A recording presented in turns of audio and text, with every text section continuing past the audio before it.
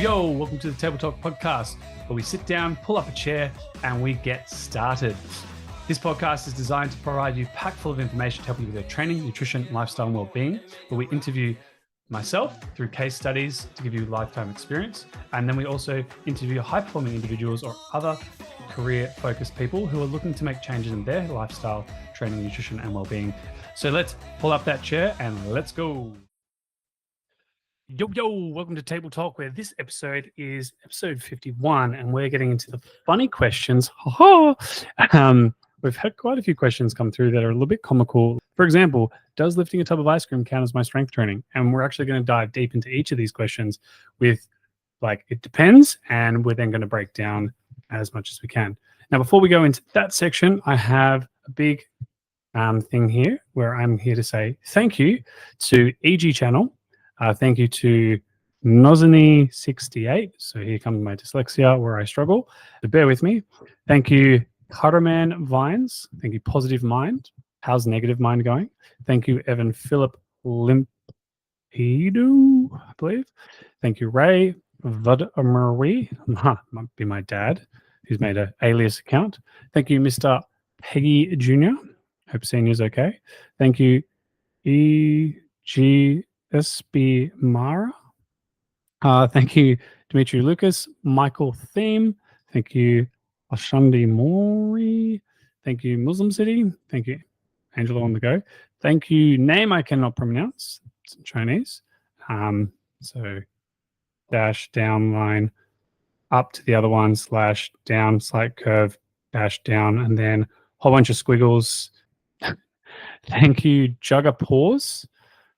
Marini Mendoza. Thank you, Narcus Ibano. Thank you, Art Coolis. Thank you, Dan Bamalane. Thank you, Beth Arbusto. Thank you, Pranap Kumar. Iron Cutie 21, because all the way up to 20 was taken. Thanks, Ellen Brooks. Hey, Ellen. Hope you're well. Long time. Anyone curious who that is? Trained her a long time ago. Shredded. 365 days a year, 24/7. Eats food and it just fuels the muscle. Thank you, Jawhead Official. I'm glad it's official. Glad it's not the unofficial account. Thank you, Jeremy Zemet. Thank you, Kings 2 Player. Checkmate. Thanks, Nora Silvana. Thank you, Mariam Hush. Thank you, Jamie Cornett. Thank you, Shane Money. Miguel Ferreira. Ziman Gaming. Don't know why I was Jamaican. That's what we got. Thank you, Barbara Irwin. Thank you, Clipcut Loyal Plays. Amy Higgery. Well, it's been a while. I guess it's now official that you've now subscribed to us. Thank you, Lara Chapman. Demetrius Lucas. Eliza Days. Thank you, Paul. I'd like to say that I'm really excited about that one, but there's a few others like thank you, Asta, Ali, and Toby. Positive Harmony. Keeping the negative in check. Thank you, Ilanas Fared. Thank you, Ronald Felino. RG Giarcaro. Thank you, Eliza Avarganazado. Thank you, Ariana and Mitch Yiti. Love heart. It's cool that you got emoji in there. Thank you, April Valsco. Thank you, Cooking Wise. Cooking Poorly. Hasn't subscribed yet. We'll keep our eyes out for that one. Thank you, Personal Goats Hamburg. Cool. Thank you, Jalani Astid. Thank you. Another name I cannot pronounce. Maybe it's Indian. Maybe it's Filipino. That's literally like LSSHAULLL smiley dot H. Can't even. No idea. Thank you, Steve Nagami. Thank you, Diana Alzeral. Carla Horrell. Thank you, LS Angel. I wonder if that's you, Angel. Cheeky bugger. This guy subscribed again. Subscribed twice. So I could say his name twice. I will not. It's the Chinese lettering. Thank you, Jeremy Zamet. Yaya Knox. Daniel Kabalana. Thank you, Audit Bora. Thank you, Damien Bombardery. And thank you, Jake Boxer56. Thank you all for subscribing to our channel this month. Muchly appreciated. Hope you're all having a lovely time. And yeah, this month or the quarter, so for January, February, March, those are the people that have subscribed. Thanks so much. And with that all being done and dusted, now delete your names from the subscriber of thank you. Much appreciated. And I now move into the question time of this channel. So yes, I make it my mission to say thank you to all those people. So if you want to thank you, make sure to subscribe to our channel.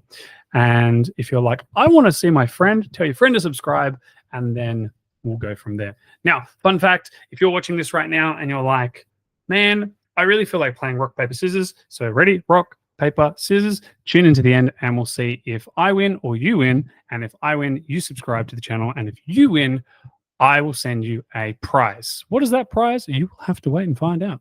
And you have to be like, hey, Karl, I bet you in rock, paper, scissors. Give me my prize. No. And we'll sort that out for you. So let's dive into this episode where we're going to go through questions. So let's go through. So fun questions. So we've got a list here and we're literally going to unpack, which is one, a little bit humor, and then two, break it down. And so we're actually going to go into detail and have fun with these rather than being like, that's stupid, which a lot of people tend to do when it comes to training advice, nutritional advice, or any real advice that's going to help people. And my model is there's no such thing as a silly question or a dumb question, really just the one that's not asked. And I personally am that guy that I'm not the smartest block, or as I say, I'm ugly and fat, and so all I've got to do is use my brain. So I have to make good programs to actually make ends meet. And for me, that sucks because I don't have anything else to play on but my knowledge. And with that, I'm not the brightest tool in the shed, and so I have to ask lots of questions until I have that moment. So if you're someone who's always like, oh, I feel stupid saying that, don't worry, I've been there. If you're like, really? Have you really? Ask Mark Tobre, Dan McDonald, a whole bunch of people, Christian Maurice, Dan, Jimmy, all these people that I've mentored with, they're always like, dude, that's such a basic question. Or it's like, they'll scratch their head and be like, how do you not get this? And then eventually they're like, oh, as Mark would say, you're a gem hoarder. You just want all the juicy information and build experience. Or as Rachel Guy would say, you're such a chipmunk, who's now Rachel Godfrey. So congratulations to her. So let's dive into this and let's ask these questions. So number one, can I count lifting a tub of ice cream as my daily strength training? Well, number one, it's ice cream. So of course, choc mint, the go. And if anyone's like, choc mint tastes like toothpaste. Toothpaste is delicious. I'm not saying you should just that. So I just like choc mint because Messina. So if anyone ever goes to Messina Surrey Hills, you're welcome to come by. Meet me at 64 Reservoir Street, Single O. Bring yourself some Messina Gelatissimo. I'll take it. Or if you're like my friend Sean and you're like, that's not gelato, you need to go to these places. Pick me up. We'll go. We'll eat it and take me back. So number one, can I count lifting a tub of ice cream? Well, if you eat lots of it, yes, because what will happen is you'll increase if you're eating a calorie surplus and you get fatter, you put on more weight. If you now have more weight to your body now has to work harder to carry you. So if you think of it, if I'm lifting my arm every single day like this, I do that for hundreds of thousands of reps, which we probably all do without counting it. Can you imagine that? That's one, that's two, put it back, 3 and 4. Man, fatigue. So you do that enough. If there's an extra 2 kilos of fat on this arm or my body, I'm actually now working a little bit harder. And there's 3 muscle fiber types. You get type 1, type 2A, type 2B, and type 2B respond to that more muscular endurance, that longevity. That's why, like, pound for pound, biggest muscular people are sumo wrestlers. They are the biggest, but they also carry the most mass. So they have to build muscle to carry that. So technically, if you were to eat it all, you would be benefiting yourself in the long term. And this is kind of what people call a dirty bulk. As by doing the dirty bulk, you're putting on a lot of mass, put on fat, and therefore their body has to work more muscle, carry that mass, so they have to build a bit of muscle, and they strip it back. A lot of them are just doing a dirty bulk because they just don't want to eat clean. They just want to deviate from their plans and eat whatever the hell they want. They get fatter, and they're like, oh, it's puppy fat, or it's stored energy, and I'll just burn it through training. The healthiest way, really, if you just managed your expectations and just gradually built it over time, you'd be fine. So this is like ebbs and flows.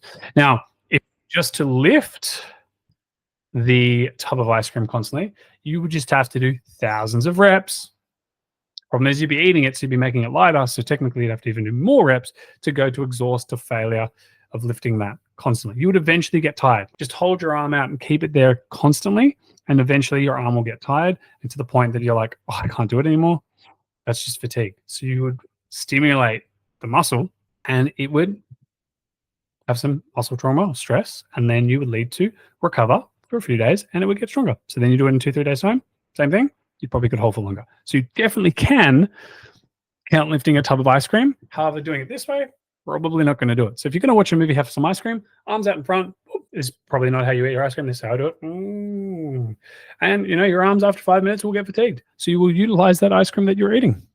You'll probably get very sick and tired of it too. Number 2, is it considered a workout if I do the Running Man dance for more than an hour? What is the Running Man? I'm just thinking of someone just like naked running through the street. I do the Running Man. What is the Running Man dance move? Yeah, I got it now. Yep. There's actually a tutorial on how to do the Running Man.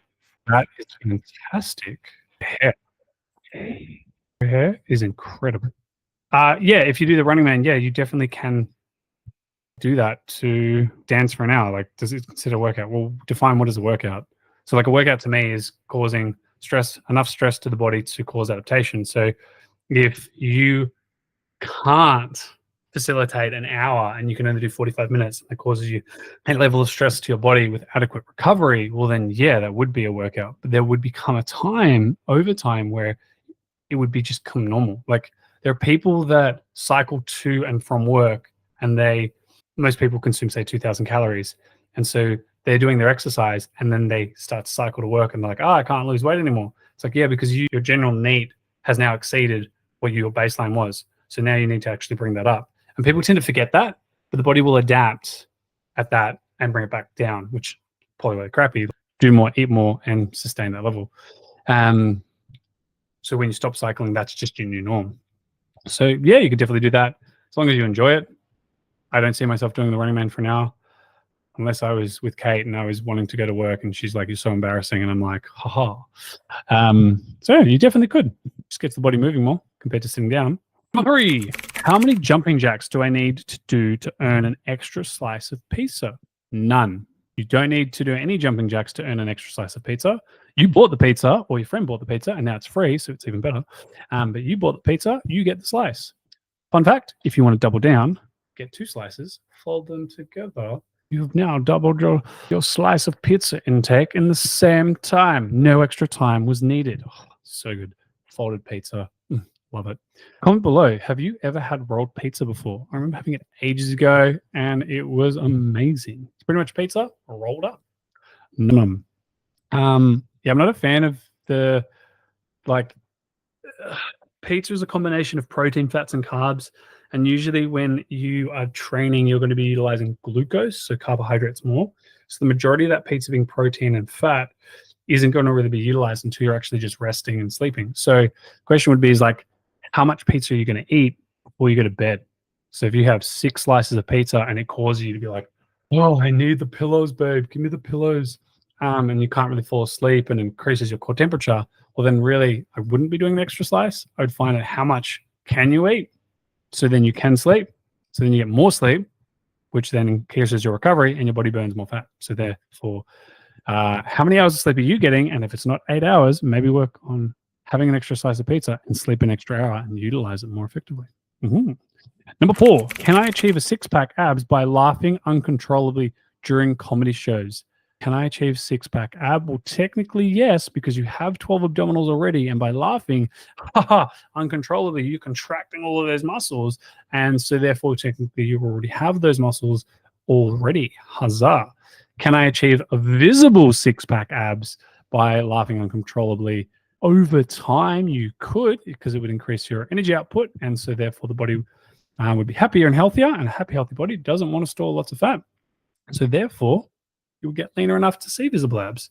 Unless you're inflamed and super stressed and overwhelmed and not sleeping properly, then that's going to be a little bit harder. Number 4. Number 5. What's the best workout routine for training my cat to chase a laser pointer? This reminds me of a colleague before, Tony. She actually did a laser pointer and then she showed me a video of she actually got a device and it did like every so often the laser pointing, and the cats got really smart and they worked out where the laser was coming from. And they climbed up onto the shelf and then they knocked the device over.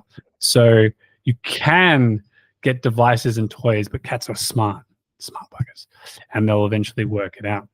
Also, if you want your cat to turn off your light, you point it at the light and it jumps and goes and it can turn your light off. So that's pretty cool.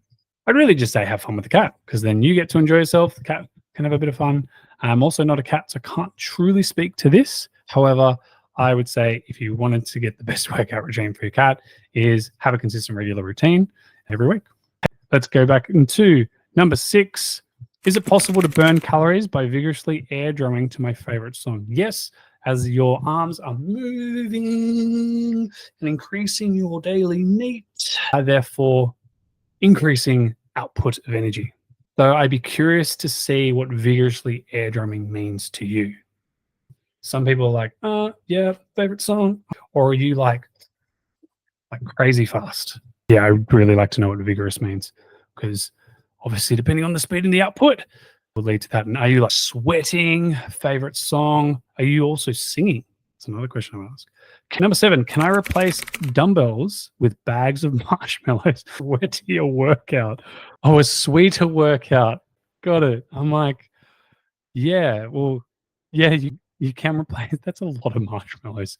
Better off probably getting a bag of marshmallows. Like a dumbbell just takes up a lot less space. 10-kilo dumbbells about this big. So for you to get that much in marshmallows, that'd be rougher. And the downside is you eat the marshmallows, the weight gets lighter, or a dumbbell, you're not going to be eating it. Has anyone ever licked a dumbbell? Like gyms for like 14 years. I'd never had an urge to lick a dumbbell. Anyone? What's it taste like? Rust and sweat of other people. So you can definitely marshmallows. It would be a softer workout. However, I don't know why you want a softer workout. Like, are you hitting yourself with a dumbbell? I know the theme is no pain, no gain, but like, yeah. So many more questions. Number 8, what's the proper form for the couch potato curl? Asking for a friend. Number 1, the couch potato curl. Well, what you need to do, I don't know if anyone remembers this, but the couch potato, Ben & Jerry's, oh, yep, get that bad boy in you. That is the business. What's the couch potato curl? Well, let's quickly go through. You have chocolate chip, potato, sweet and savory, caramel. They got cookie dough in it as well. Oh, it's delicious. Pulling it up. Ben & Jerry's is labeled a cold mess of chocolate ice cream with fudge, chips, and crunchy potato choc chip swirl. Be warned, if you are eating this with Kate Mate, my partner, don't know why you would, but if you do, be mindful. She will watch you like a hawk. She will tap you on the shoulder. You will hand her the tub. You will trust her. She will eat all of the chocolate, the caramel, and the potato and hand you back the tub of ice cream. So she'll watch you eat the ice cream, and as you get to the chunky parts, she'll tap you. Usually you're watching a movie, so you're semi-distracted. She'll hand it to her thinking, I've had some of mine. It's now her turn. And she will eat deliciousness inside, to only realize halfway that you'll be like, wow, all of the good bits must have melted to the bottom. No. She has been tapping you and taking them. And you'll only realize when you're 3/4 of the way going, there's a giant chunk, because you're like, where are these goddamn chunks? You're like, must be at the bottom. You get close to the bottom and then you see a giant chunk and you look at it and you're like, I'm going to eat that. That is going to be glorious. And you will feel the tap and you will be like, son of a gun. She has been tapping me when the chunks are out. And then you catch her out. Just be mind full of, hey, mate, that'll happen. Why? I have experience. Many experiences. Yeah, I caught on the first time, then I forgot. We did it again. We used to live next to a Ben & Jerry's. Oh my gosh. Dangerous. Then you will get a curling device, a dumbbell. You will sit there, couch potato on one, and you will curl. And that is the couch potato curl. Though I also think of the couch potato in the sense of a stretch where you stand up, put your knee into the couch, and then you stretch your hip flexors whilst watching a movie and your foot is on the couch. Fun fact, a long time ago, before I bought my favorite couch, which I had for about 10 years, got rid of it because it didn't really work in the apartment. Also, Kate didn't really like it. She did. It's a beautiful couch, fit perfectly from like one end of the bedroom to the other. But Kate wanted a really nice green couch. She wanted a couch that she could sit in, have her space to read a book, but also then have space for plants. And then we found there's a koala bed, which now flips out to be a bed. So that was pretty little more effective, as the couch was like that much too small lengthways to lie on. So you could actually have two people lying it this way, and then it had a big tail end that came out like an Elsa couch, and it was just too small. So yeah, we sold it to a family, lovely people. But how did we get the couch? Well, I literally went into the store, got up, took my shoes off, and I put my knee into the couch, put my foot up on the couch, and the person's like, "What are you doing?" And I'm like, "I am making sure that I can do the couch stretch so I can eat my food whilst doing a hip stretch, watching TV." And then they're like, "Could you please not?" I'm like, yeah, can I? Because I'm going to buy this couch. They're like, "You may." I like to test my furniture for multiple things. And no, I'm not taking Kate Mate into the store to test other activities. However, with beds, we do jump on them like children to assess the comfort of them and then also lay in them. So yeah, testing, there's some stories for you there. Couch potato curl, there you go. Tell your friend to subscribe. Number 9, if I can bench press a remote control. Yes, you beautiful human. Are you literally like, because if you're doing this, you're bicep curling it. But like, do you actually lay on the floor on your couch and you set yourself up and then you're like, hopefully you are, because that is great if you are. And then yes, please reach out to me and let's train you for a powerlifting comp. Well, the beauty of a powerlifting competition is you only need to really be able to lift a 20 kilo bar. And the cool thing with powerlifting competitions, if you don't go in with ego, like most people go in, I want to win. Well, anyone can go in a powerlifting comp, pay the fee, put a bar on their back, pick it up, bench with the bar, and then deadlift with the bar. You've now competed in a powerlifting comp. Cool. That's it. You've done it. And the great thing is if you were like, well, no, I want to win or I want to be, who you compete against? It's really just yourself. So the next time you might train a little bit. You might be bench pressing more reps with your controller. Well, if you can only press 100 times and now you're doing 200 times, that 20 kilo bar should be a little bit theoretically lighter. So you might add 2.5 kilos and now you're even stronger 12 weeks later.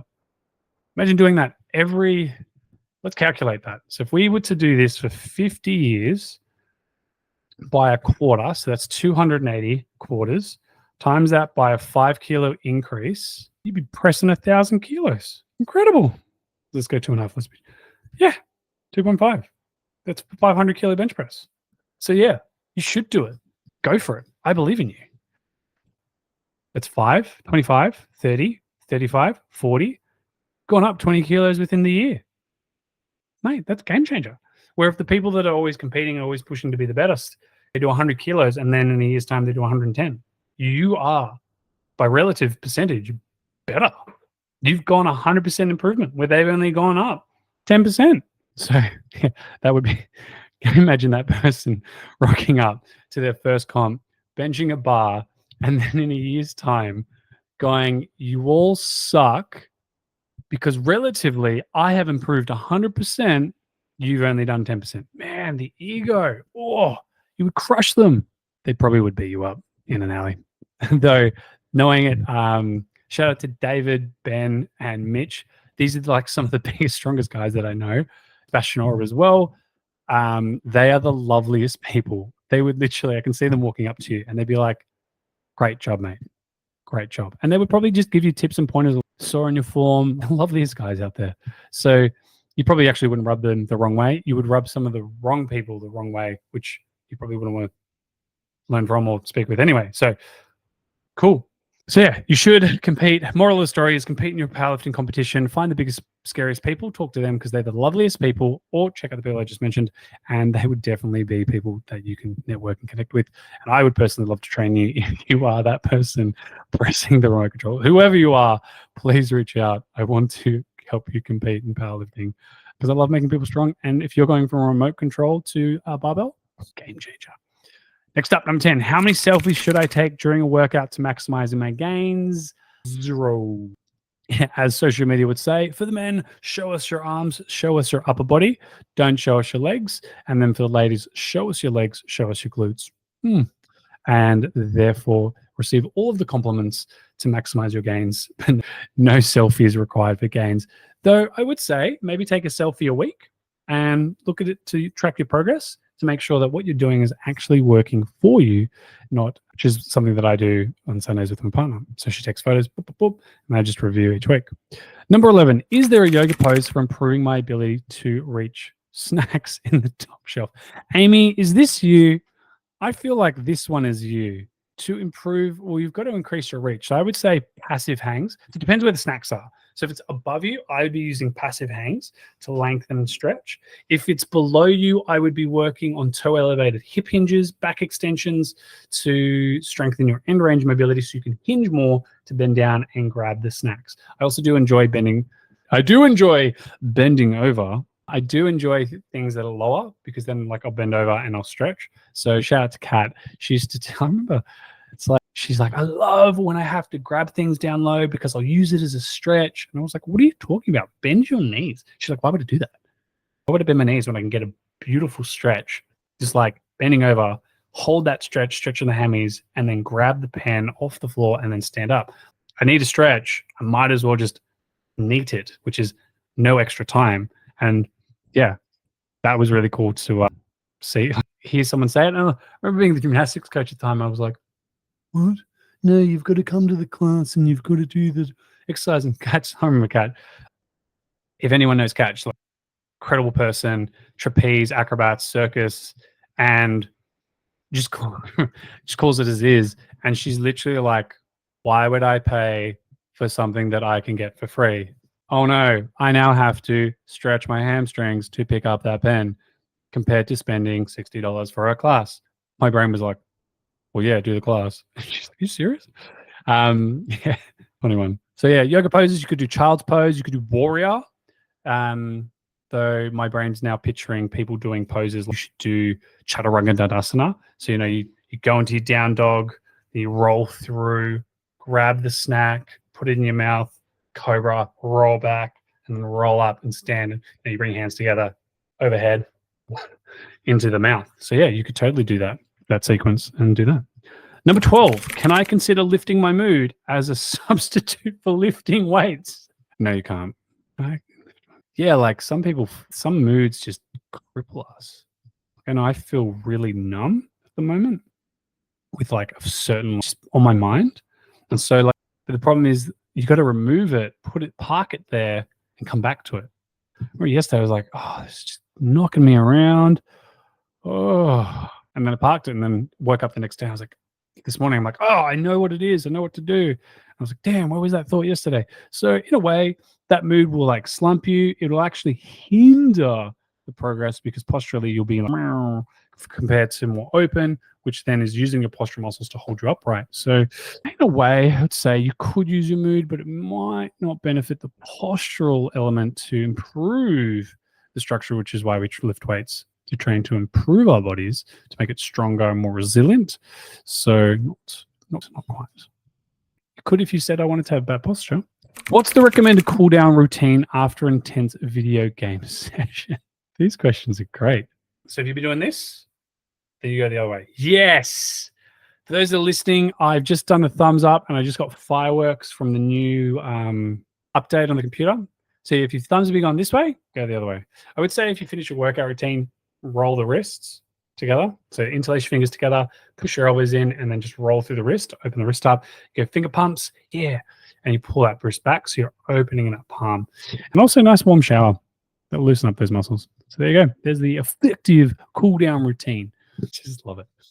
Are you a video gamer? Are you an intense player playing 12 hours a day? Do you want to be the best? Then click here for this 3-step cool down routine that you're probably missing out, hindering your progress. Number 1, a hot shower. 2, no happy endings because you need to bring your hands together, loosen those wrists. 4, recovery for the next day, nothing else. And 3, finger pumps. Look yourself in the mirror and be like, I am the best. Yeah, yeah, yeah. Because if you don't, who else will? Someone else will tell themselves that they're the best and they'll beat you. And then they'll kill you in tomorrow's game. Is that what you want? No. Then sign up for 3 easy payments of $9.95 for the 3 simple step process and videos. What a promo. Next is number 14. Can I calculate my heart rate based on the number of times I've been watched? It depends on the TV series. There are some TV series where you'll sit on the edge of your seat and you're like, oh, and you're like, oh, there's nothing worse than being like really into a TV episode and you're like, oh my gosh, this is great. Oh my gosh, I can't believe it. And you're like, come on. And then boom, to be continued. Oh! And then you realize you should be asleep, but then Netflix is like, do you want to continue watching? You're like, yes. And then you go to the next episode. And then your partner wakes up and goes, good morning. And you're like, oh, it's morning. Oh dear. Ooh, missed sleep that time. So yeah, some good ones there. What you could do is you could calculate my heart rate. So one fingertip. So if you literally go for the middle of the jugular, not to finish yourself, but slightly to the side, up and in, press down, and you'll feel boom, boom, boom, boom, boom, boom, boom, boom, boom. So you feel your beats. And then you do that for 15 seconds, times it by 4, and that's your base heart rate. You could get a wearable, a Fitbit, or a device, and that can be something that tracks it for you. And it would be really cool to see some data on that. So if you're interested, watch 3 episodes for me of maybe House, some other interesting episodes, like you watch Witcher and other things, and then tell me what your base heart rate was based off watching that. And then find me an episode, 3 episodes where it's like really intense and it says to be continued. And let's see what that heart rate looks like. And then do it again, but do not watch the to be continued and just stop it there and see what happens to your heart rate. Probably be like, oh, where if you watch the whole thing, it's probably like, oh, satisfied. Number 15 is sleep precise, exercising in your dreams, a legitimate fitness trend. Are you serious? I didn't even know that was a thing. Sleeper Size by Galaxy Watch. Are you serious? This is actually... Wow, that is a thing. It is literally sleeping. So yeah, okay, it's making sleep actually an exercise because a lot of people are overwhelmed and stressed, and therefore by sleeping, they're improving their ability to recover, and they're treating it as a form of exercise. Wow, that's really a thing? Oh, health and well-being. It's a trend. Okay. No, yeah, it's just a marketing pitch. It's a trend because sleeping 8 hours, like, oh man, this just reminds me of the thing that just happened the other day where the guy's like, you can sleep 6 hours. I'm like, oh, can I see that research paper? He's like, yeah, of course. Still didn't have it. Interesting. Really, like 7 to 9 hours of sleep. Find a consistent routine with that one. It's a trend, consistency in sleep. Though the world we live in is always about working harder, getting more done. Yet most people are just overwhelmed and can't really work 12 hours straight. And also, there are people out there that do, but a lot of us procrastinate in that time. So, yeah, cool. If it's a trend, I'm happy with that. Sleep, same time, wake up, same time, go for it. If you're studying exercise routines and programs like myself, like you probably are waking up in the middle of the night, commanding your partner to join you, and you're like, 10 more reps. And then when you've done your 10, you just literally fall back into the bed, and your partner's like, what the hell was that? So yeah, it's a trend probably called shock therapy, where you shock your partner to not be able to fall asleep. And then they punch you in the face for being an asshat, and then you're both awake. Then you're both grumpy, and then you talk about it loud in the day. Yeah, that has happened. I have done that a few times. Endorsed by Kate Mead. Number 16, can I claim a new world record for the longest continuous hula hooping while cooking dinner? Send me the video. I'm keen. Well, yeah, if you beat it, go for it. Tell them you've done it. I'm keen to see that. Number 17, how many squats does it take to power up a light bulb? Asking for energy. Oh, I do not know. But what have you got to be attached to for that? Let's ask Google. How many squats does it take to power up a light bulb? Blank. How many calories does it take to power a light bulb? For humans, this is about 2,000 calories per day or about 90 watts. This means that a human's metabolism could power one 90-watt light bulb. Cool. So that's how many squats you need to do. How much exercise would it take to power a light bulb? That's a great question. 2,000 calories. Okay. How many squats would that be? For an hour, 2,666 calories. So if the average workout with a weight training session, you might burn about 300, 350. So just squat for an entire hour. There you go. Boom. Energy. Efficiency. Done. Love it. For an energy efficient home, not a home or a recovery efficient home, just an energy efficient home. Where if you want to live in this home, you need to squat 1 hour a day. Your legs will look great. They will get strong and look toned, though you're going to be sore. What's the best workout to prepare? And the cool thing about the squat one is that you get better at squatting. And so your body's like, you're going to be able to, you have to do more reps to do the same output. attacks. So that 1 hour becomes 2 hours over time. Number 18, what is the best workout to prepare for the annual office chair racing championship? Take me to your office now. I want Amy, Dr. Mason. There's a competition, or Eddie Ramanoskos is going to join us. Yep, he's going to open the door behind me, and he's going to join us with this one. Eddie, what is the best workout to prepare for the annual office chair racing championship? That is the face. Oh my God, this is going to be great. Number one, invite us to your event. Number two, probably like the quick pedaling of feet. So probably calf raises, cycling. That's definitely going to help. Lunges. What do you reckon, Eddie? Lunges? Yep, we're going to train core. So, there might be a bit of knocking of the chair. So exercise ball, sitting on exercise ball. Cable pull-off presses. I think train your arms. You got to train your arms because, you want to take out the competition. So there you go. So, yep. So single arm rows. We're going to do single arm rows, 5 to 8 reps, working 3 to 4 sets, progressively increasing load over time. 2 pull-off presses to challenge the core, and then also deadlifting, good strong unit, work the whole body. Then we're going to train cycling, 2-minute intervals, building your endurance because it's probably a long track. And then, of course, some arm work, 3 sets, 8 to 12, because, you have fun with that one. 19, is it okay to consider shuffling through my snack drawer as a form of cardio? Again, I feel that is Amy. So that's an Amy question. Is it okay to consider shuffling through my snack drawer as a form of cardio? That's a torture. Can you imagine that? 1 set, 20 minutes, just shuffle through a snack drawer. Don't eat anything, just shuffle. Hey, Eddie, there's a bowl. The fruit bowl has dark chocolate almond schnapps. Do you want to grab some? Do that for 20 minutes. Let's just be more efficient. Let's get our snack bowl, sit on a bike, pedal, or get one of those walkable treadmills and do that. And when you find the snack that you want, then open the snack while still pedaling because you balance it in one hand. So you go like this and you're like trying to and then you look to peel the snack off. So you can't use that hand. That'll make it more entertaining and fun for you. So then it does become a cardiovascular and a mind flexibility tool where you're challenging coordination and stability. So there you go. Number 20, what is the ideal workout playlist for my pet? For my pet Rock. I think it's been feeling a bit sedentary. Oh, I feel like that's a Lucas one. That is a pun central. That is a rockful question there. I'm a little bit, I think it's been feeling a bit sedentary. I'd say the best playlist would be a rockful playlist. Is there a rock song? Rock music? Yep. Can't believe I didn't say that one right away. YouTube, rock. Is there a song called The Rock? And anything sung by The Rock? Dwayne Johnson? The Rock is actually an official song. That's not a bad intro. I like it. The Handshakers. They have an album for $30. Amazing. It's a good song. Yep. Give them this song. Rocks Playing with Rocks. Alrighty. Well, that brings us to the end of the 20 fun questions. Hope you enjoyed.